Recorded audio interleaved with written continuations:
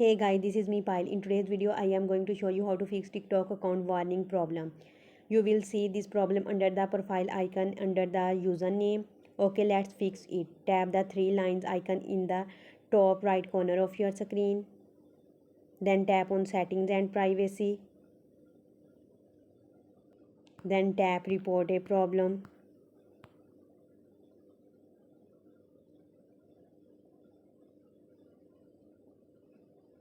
Follow the steps in the app to submit the problem.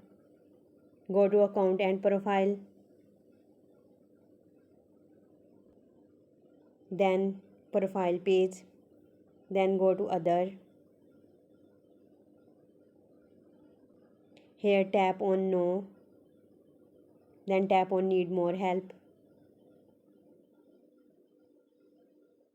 Now type your problem. For example, dear sir, a warning is coming to my account. I am sorry for such mistake. At first I did not understand the rule. I hope such mistake will not happen again. Please review my account and help me. Then add your username. Attached problem screenshot. Wait a few days. The TikTok team will review your account and resolve your issue. So this was the process by which you can fix TikTok account warning problem. If you find this video helpful, please like, share and subscribe. Thanks. Have a good day.